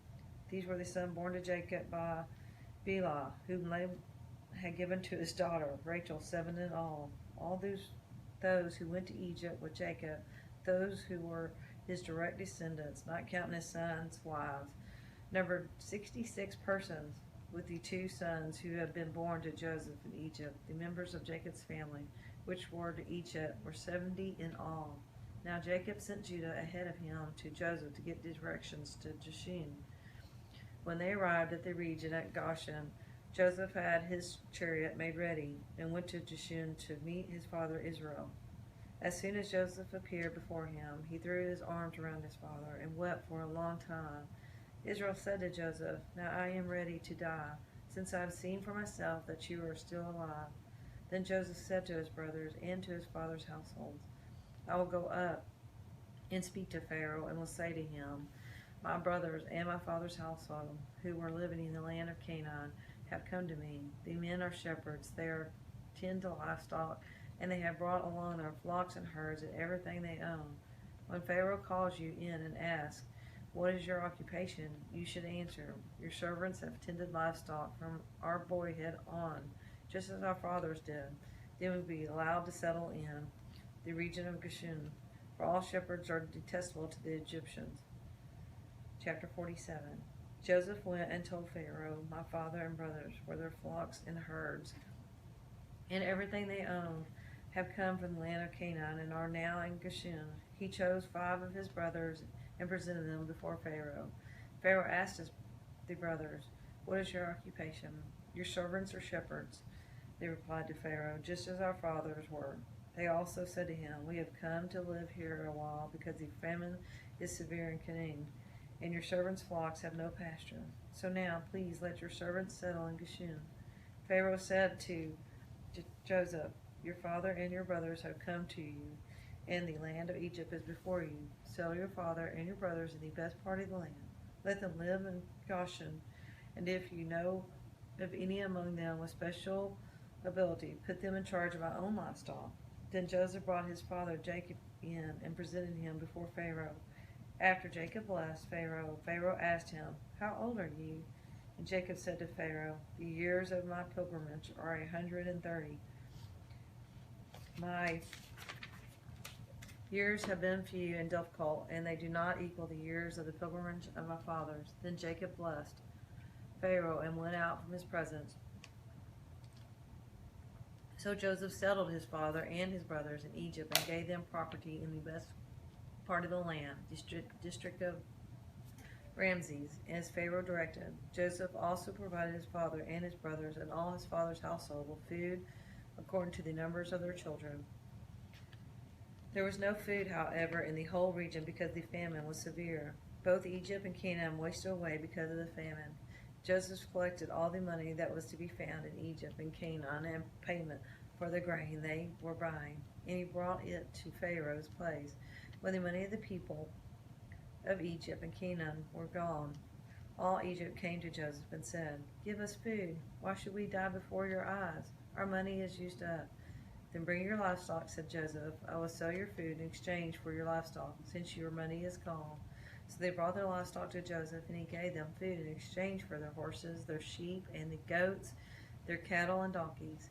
And he brought them through that year with food in exchange for all their livestock. When that year was over, they came to him for the following year and said, "We cannot hide from our Lord the fact that since our money is gone and our livestock belongs to you, there is nothing left for our Lord except our bodies and our land. Why should we perish before your eyes, we and our land as well? Buy us and our land in exchange for food, and we with our land will be in bondage to Pharaoh. Give us seed so that we may live and not die, and that the land may not become desolate." So Joseph bought all the land in Egypt for Pharaoh. The Egyptians, one and all, sold their fields because the famine was too severe for them. The land became Pharaoh's, and Joseph reduced the people to servitude from one end of Egypt to the other. However, he did not buy the land of the priests, because they received a regular allotment from Pharaoh and had food enough from the allotment Pharaoh gave them. This is why they did not sell their land. Joseph said to the people, "Now that I have bought you and your land today for Pharaoh, here is the seed for you so you can plant the ground. But when the crop comes in, give a fifth of it to Pharaoh. The other 4/5 you may keep as seed for the fields and as for food for yourselves and your households and your children." "You have saved our lives," they said. "May we find favor in the eyes of our Lord. We will be in bondage to Pharaoh." So Joseph established it as a law concerning land in Egypt, still in force today, that a fifth of the produce belongs to Pharaoh. It was only the land of the priests; they did not become Pharaoh's. Now the Israelites settled in Egypt in the region of Goshen. They acquired property there and were fruitful and increased greatly in number. Jacob lived in Egypt 17 years, and the years of his life were 147. When the time drew near for Israel to die, he called for his son Joseph and said to him, "If I have found favor in your eyes, put your hand under my thigh and promise that you will show me kindness and faithfulness. Do not bury me in Egypt, but when I rest with my fathers, carry me out of Egypt and bury me where they are buried." "I will do as you say," he said. "Swear to me," he said. Then Joseph swore to him, and Israel worshipped as he leaned on the top of his staff. Chapter 48. Sometime later, Joseph was told, "Your father is ill." So he took his 2 sons, Manasseh and Ephraim, along with him. When Jacob was told, "Your son Joseph has come to you," Israel rallied his strength and sat up on his bed. Jacob said to Joseph, "God Almighty appeared to me at Luz at the land of Canaan, and there he blessed me and said to me, 'I am going to make you fruitful and increase your numbers. I will make you a community of peoples, and I will give this land as an everlasting possession to your descendants after you.' Now then, your 2 sons born to you in Egypt before I came to you here will be reckoned as mine. Ephraim and Manasseh will be mine, just as Reuben and Simon are mine. Any children born to you after them will be yours. In the territory they inherit, they will be reckoned under the names of their brothers." As I was returning from Padan, to my sorrow, Rachel died in the land of Canaan while we were still on the way, a little distance from Ephrath. So I buried her there beside the road to Ephrath, that is Bethlehem. When Israel saw the sons of Joseph, he asked, "Who are these?" "They are the sons of God has given me. Here, Joseph said to his father. Then Israel said, Bring them to me, so I may bless them. Now Israel's eyes were failing because of his old age, and he could hardly see. So Joseph brought his sons close to him, and his father kissed them and embraced them. Israel said to Joseph, I never expected to see your face again, and now God has allowed me to see your children too. Then Joseph removed them from Israel's knees and bowed down with his face to the ground. And Joseph took both of them, Ephraim on his right toward Israel's left hand, and Manasseh on his left toward Israel's right hand, and brought them close to him. But Israel reached out his right hand and put it on Ephraim's head, though he was the younger, and crossing his arms, he put his left hand on Manasseh's head, even though Manasseh was the firstborn. Then he blessed Joseph and said, May the God before whom my father Abraham and Isaac walked, the God who has been my shepherd all my life to this day, the angel who has delivered me from all harm, may he bless these boys. May they be called by my name and the names of my fathers Abraham and Isaac, and may they increase greatly upon the earth. When Joseph saw his father's placing his right hand on Ephraim's head, he was displeased. So he took hold of his father's hand to move it from Ephraim's head to Manasseh's head. Joseph said to him, No, my father, this one is the firstborn. Put your right hand on his head. But his father refused and said, I know, my son, I know. He too will become a people, and too will become great. Nevertheless, his youngest brother will be greater than he, and his descendants will become a group of nations. He blessed them that day and said, In your name will Israel pronounce this blessing. May God make you like Ephraim and Manasseh. So he put Ephraim ahead of Manasseh. Then Israel said to Joseph, I am about to die, but God will be with you and take you back to the land of your fathers. And to you, as one who is over your brothers, I give the right of the land I took from the Amorites with my sword and my bow. Chapter 49. Then Jacob called for his sons and said, Gather round so I can tell you what will happen to you in the days to come. Assemble and listen, sons of Jacob. Listen to your father Israel. Reuben, you are my firstborn, my might, the first sign of my strength, excelling in honor, excelling in power. Turbulent as the waters, you will no longer excel, for you went up onto your father's bed, onto my couch, and defiled it. Simon and Levi are brothers. Their swords are weapons of violence. Let me not enter their council. Let me not join their assembly, for they have killed men in their anger, and hamstrung oxen as they please. Cursed be their anger so fierce, and their fury so cruel. I will scatter them in Jacob, and disperse them in Israel. Judah, your brothers will praise you. Your hand will be on the neck of your enemies. Your father's sons will bow down to you. You are a lion's cub, O Judah. You return from the prey, my son. Like a lion he crouches and lies down, like a lioness who dares to rouse him. The scepter will not depart from Judah, nor the ruler's staff from between his feet, until he comes to whom it belongs. And the obedience of the nations is his. He will tether his donkey to a vine, his colt to his choicest branch. He will wash his garments in wine, his robes in the bloods of grapes.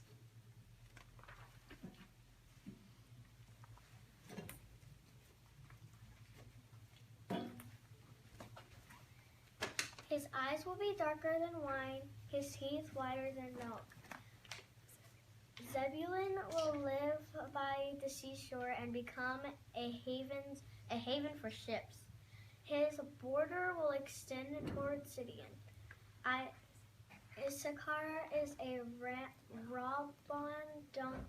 Rabbon donkey lying down between two saddlebags. When he sees how good is his resting place, and how pleasant is his land, he will bend his shoulder to the burden and submit to forced labor. Dan will provide justice for his people as one of the tribes of Israel. Dan will be a serpent by the roadside, a viper along the path, that bites the horse's heels so that its rider tumbles backwards. I look for your deliverance, O Lord. Gad will be attacked by a band of raiders, but he will attack them at their heels. Asher's food will be rich. He will provide delicacies fit for a king. Naphtali is a doe set free that bears beautiful fawns. Joseph is a fruitful vine near a spring whose branches climb over a wall. With bitterness, archers attack him. They shot at him with hostility, but his bow remained steady. His strong arm stayed limber because of the hand of the mighty one of Jacob, because of the shepherd of the rock of Israel, because of your father's God who helps you, because the Almighty who blesses you, with blessings of the heavens above, blessings of the deep that lies below, blessings of the breast and womb. Your father's blessings are greater than the blessings of the ancient mountains, than the bounty of the age-old hills. Let all the rest on the head of Joseph, on the brow of the prince among his brothers. Benjamin is a ravenous wolf. In the morning he devours the prey, in the evening he divides the plunder. All these are the 12 tribes of Israel. And this is what their father said to them when he blessed them, giving each the blessing appropriate to him. The death of Jacob. Then he gave them these instructions. I am about to be gathered to my people. Bury me with my fathers in the cave of the field of Ephron the Hittite, the cave in the field of Machpelah near Mamre in Canaan, which Abraham bought as a burial place from Ephron the Hittite, along with the field. There Abraham and his wife Sarah were buried. There Isaac and his wife Rebekah were buried. And there I buried Leah. The field and the cave in it were brought from the Hittites. When Jacob had finished giving instructions to his son, he drew his feet up into the bed, breathed his last, and was gathered to his people. Chapter 50. Joseph threw himself upon his father and wept over him and kissed him. Then Joseph directed the physicians in his service to embalm his father Israel. So the physicians embalmed him, taking a few 40 days, for that has the time required for embalming. And the Egyptians mourned for him 70 days. When the days of mourning had passed, Joseph said to Pharaoh's court, "If I have found favor in your eyes, speak to Pharaoh for me. Tell him, my father made me swear an oath and said, I am about to die. Bury me in the tomb I dug for myself in the land of Canaan. Now let me go up and bury my father, then I will return." Pharaoh said, "Go up and bury your father, as he made you swear to do." So Joseph went up to bury his father. All Pharaoh's officials accompanied him, the dignitaries of his court and all of the dignitaries of Egypt, besides all of the members of Joseph's household and his brothers and those belonging to his father's household. Only their children and their flocks and herds were left in Goshen. Chariots and horsemen also went up with him. It was a very large company. When they reached the threshing floor of Atad near the Jordan, they lamented lamented loudly and bitterly. And there Joseph observed a 7-day period of mourning for his father. When the Canaanites who lived there saw the mourning at the threshing floor of Atad, they said, "The Egyptians are holding a solemn ceremony of mourning." That is why that place near the Jordan is called Abel Mizraim. So Jacob's sons did as he had commanded them. They carried him to the land of Canaan and buried him in the cave in the field of Machpelah near Mamre, which Abraham had bought as a burial place from Ephron the Hittite, along with the field. After burying his father, Joseph returned to Egypt, together with his brothers and all the others who had gone with him to bury his father. When Joseph's brothers saw that their father was dead, they said, "What if Joseph holds a grudge against us and pays us back for all the wrongs we did to him?" So they sent him to Joseph, saying, "Your father left these instructions before he died. This is what you are to say to Joseph. I ask you to forgive your brothers the sins and the wrongs they committed in treating you so badly. Now please forgive the sins of the servants of the God of your father." When their message came to him, Joseph wept. His brothers then came and threw themselves down before him. "We are your slaves," they said. But Joseph said to them, "Don't be afraid. Am I in the place of God? You intended to harm me, but God intended it for good, to accomplish what is now being done, the saving of many lives. So then, don't be afraid. I will provide for you and your children." And he reassured them and spoke kindly to them. Joseph stayed in Egypt, along with all his father's family. He lived 110 years and saw the third generation of Ephraim's children. Also the children of Machir, son of Manasseh, were placed at birth on Joseph's knees. Then Joseph said to his brothers, "I'm about to die, but God will surely come to your aid and take you up out of this land to the land he promised on oath to Abraham, Isaac, and Jacob." And Joseph made the sons of Israel swear an oath and said, "God will surely come to your aid, and then you must carry my bones up from this place." So Joseph died at the age of 110. After that, they embalmed him, and he was placed in a coffin in Egypt. Exodus chapter 1. These are the names of the sons of Israel who went to Egypt with Jacob, each with his family: Reuben, Simeon, Levi, and Judah; Issachar, Zebulun, and Benjamin; Dan and Naphtali, Gad, and Asher. The descendants of Jacob numbered 70 in all. Joseph was already in Egypt. Now Joseph and all of his brothers and all that generation died. But the Israelites were fruitful and multiplied greatly and became exceedingly numerous, so that the land was filled with them.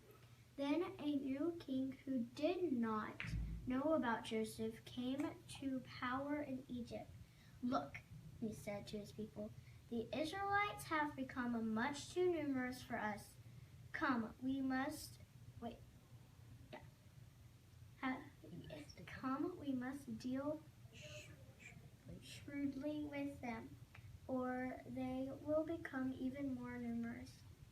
And if wars break out, we'll join our enemies, fight against us, and leave the country." So they put slave masters over them to oppress them with forced labor, and they built Pithom and Ramesses as store cities for Pharaoh. But the more they were oppressed, the more they were multiplied and spread. So the Egyptians came to dread the Israelites and worked them ruthlessly. They made their lives bitter and with hard labor, in brick and mortar, and with all kinds of work in the fields. In all their hard labor, the Egyptians used them ruthlessly. The king of Egypt said to the Hebrew midwives, whose names were Shiphrah and Puah, "When you help the Hebrew women in childbirth and observe them on the delivery stool of its, if it is a boy, kill him, but if it is a girl, let her live." The midwives, however, feared God and did not do what the king of Egypt had told them to do. They let the boys live. Then the king of Egypt summoned the midwives and asked them, "Why have you done this? Why have you let the boys live?" The midwives answered Pharaoh, "Hebrew women are not like Egyptian women. They vigorously and give birth before the midwives arrive." So God was kind to the midwives, and the people increased and became even more numerous. And because the midwives feared God, he gave them families of their own. Then Pharaoh gave this order to all his people: "Every boy that is born you must throw into the Nile, but let every girl live." Now a man of the house of Levi married a Levite woman, and she became pregnant and gave birth to a son. When she saw that he was a fine child, she hid him for 3 months. But when she could hide him no longer, she got a papyrus basket for him and coated it with tar and pitch. Then she placed the child in it and put it among the reeds along the bank of the Nile. His sister stood at a distance to see what would happen to him.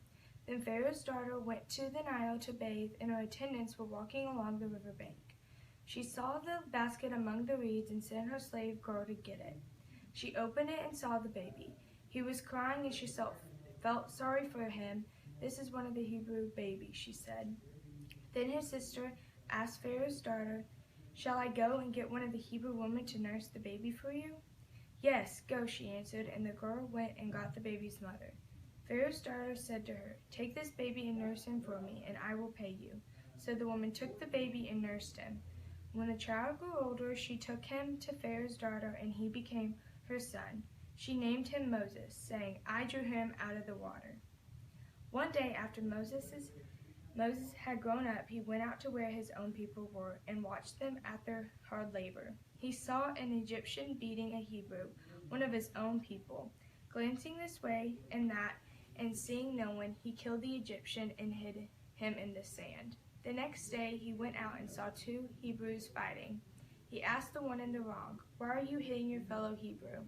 The man said, "Who made you ruler and judge over us? Are you thinking of killing me as you killed the Egyptian?" Then Moses was afraid and thought, "What I did must have become known." When Pharaoh heard of this, he tried to kill Moses.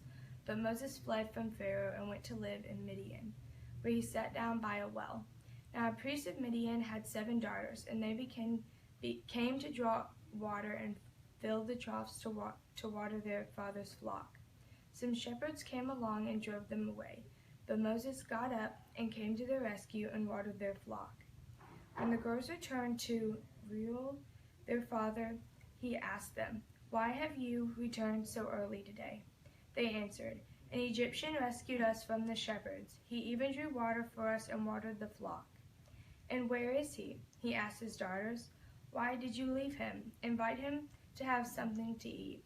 Moses agreed to stay with the man, who gave his daughter Zipporah to Moses in marriage. Zipporah gave birth to a son, and Moses named him Gershom, saying, "I have become an alien in a foreign land." During that long period, the king of Egypt died. The Israelites groaned in their slavery and cried out, and their cry for help because of their slavery went up to God. God heard their groaning and remembered his covenant with Abraham, with Isaac, and with Jacob. So God looked on the Israelites and was concerned about them. Now Moses was tending the flock of Jethro, his father-in-law, the priest of the Midian, and he led the flock to the far side, the desert, and came to Horeb, the mountain of God. There the angel of the Lord appeared to him in flames of fire from within a bush. Moses saw that though the bush was on fire, it did not burn up. So Moses thought, "I will go over and see this strange sight, why the bush does not burn up." When the Lord saw that he had gone over to look, God called to him from within the bush, "Moses, Moses."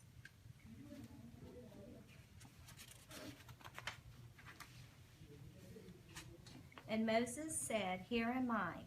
"Do not come any closer," God said. "Take off your sandals, for the place where you are standing as holy ground. Then he said, I am the God of your father, the God of Abraham, the God of Isaac, and the God of Jacob. At this, Moses hid his face because he was afraid to look at God. The Lord said, I have indeed seen the misery of people in Egypt. I have heard them crying out because of their slave drivers, and I am concerned about their suffering. So I have come down to rescue them from the hand of the Egyptians and to bring them up out of the land into a good and spacious land, a land flowing with milk and honey, the home of the Canaanites, Hittites, Amorites, Perizzites, Hivites, and Jebusites. And now the cry of the Israelites has reached me, and I have seen the way the Egyptians are oppressing them. So now go, I am sending you to Pharaoh to bring my people, the Israelites, out of Egypt. But Moses said to God, Who am I that I should go to Pharaoh and bring the Israelites out of Egypt? And God said, I will be with you, and this will be the sign to you that it is I who have sent you. When you have brought the people out of Egypt, you will worship God on the mountain. Moses said to God, Suppose I go to the Israelites and say to them, The God of your fathers has sent me to you, and they ask me, What is his name? Then what shall I tell them? God said to Moses, I am who I am. This is what you are to say to the Israelites. I am has sent me to you. God also said to Moses, Say to the Israelites, The Lord, the God of your fathers, the God of Abraham, the God of Isaac, the God of Jacob, has sent me to you. This is my name forever, the name by which I am to be remembered from generation to generation. Go assemble the elders of Israel and say to them, The Lord, the God of your fathers, the God of Abraham, Isaac, and Jacob, appeared to me and said, I have watched over you and have seen what has been done to you in Egypt. And I have promised to bring you up out of your misery in Egypt into the land of the Canaanites, Hittites, Amorites, Perizzites, Hivites, and Jebusites, a land flowing with milk and honey. The elders of Israel will listen to you. Then you and the elders are to go to the king of Egypt and say to him, The Lord, the God of the Hebrews, has met with us. Let us take a 3-day journey into the desert to offer sacrifices to the Lord our God. But I know that the king of Egypt will not let you go unless a mighty hand compels him. So I will stretch out my hand and strike the Egyptians with all the wonders that I will perform among them. After that, he will let you go, and I will make the Egyptians favorable disposed toward this people, so that when you leave, you will not go empty-handed. Every woman is to ask her neighbor and any woman living in her house for articles of silver and gold, and for clothing, which you will put on your sons and daughters. And so you will plunder the Egyptians. Moses answered, What if they do not believe me or listen to me and say, The Lord did not appear to you? Then the Lord said to him, What is that in your hand? A staff, he replied.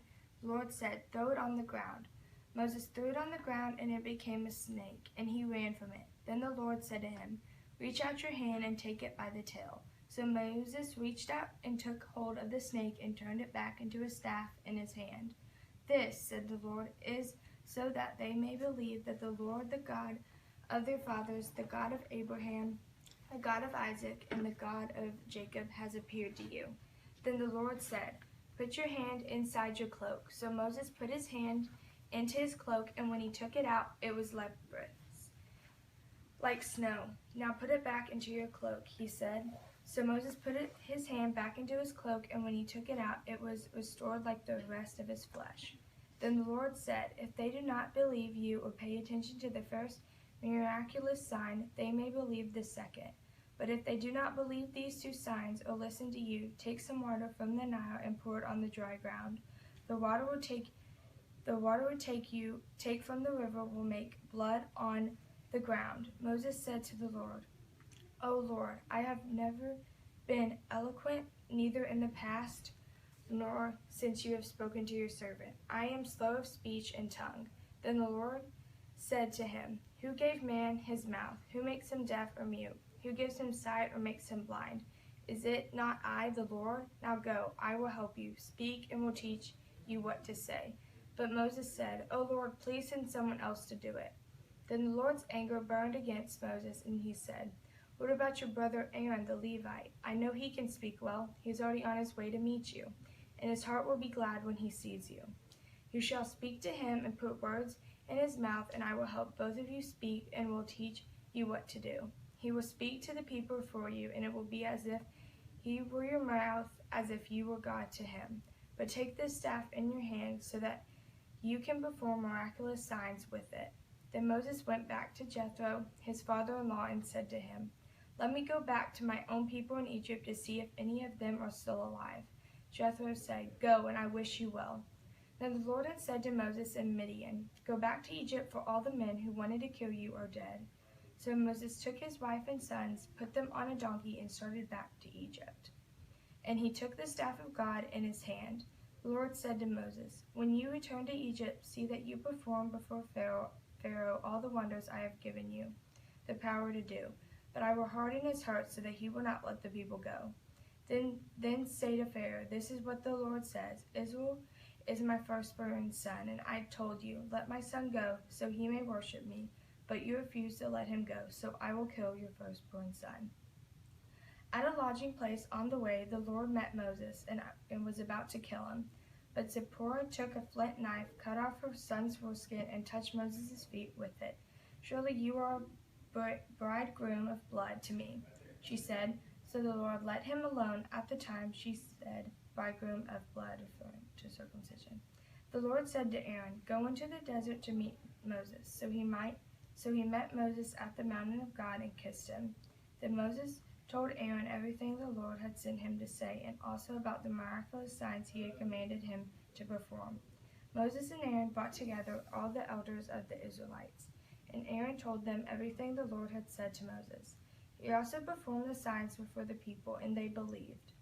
And when they heard that the Lord was concerned about them and had said and seen their misery, they bowed down and worshipped. Afterward, Moses and Aaron went to Pharaoh and said, This is what the Lord, the God of Israel, says, Let my people go, so that they may hold a festival to me in the desert. Pharaoh said, Who is the Lord that I should obey him and let Israel go? I do not know the Lord, and I will not let Israel go. Then they said, The God of the Hebrews has met with us. Now let us take a 3-day journey into the desert to offer sacrifices to the Lord our God, or he may strike us with plagues or with the sword. But the king of Egypt said, Moses and Aaron, why are you taking the people away from their labor? Get back to your work.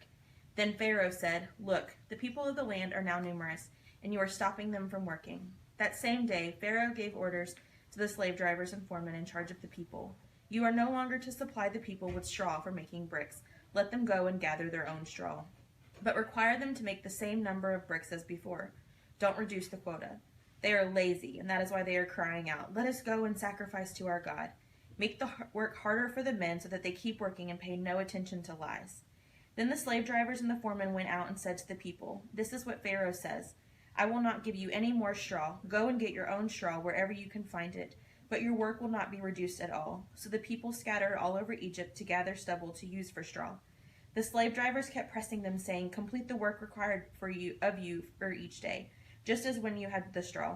The Israelite foremen appointed by Pharaoh's slave drivers were beaten and were asked, Why didn't you meet your quota of bricks yesterday or today, as before?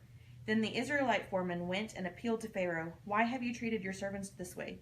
Your servants are given no straw, yet we are told, Make bricks. Your servants are being beaten, but the fault is with your own people.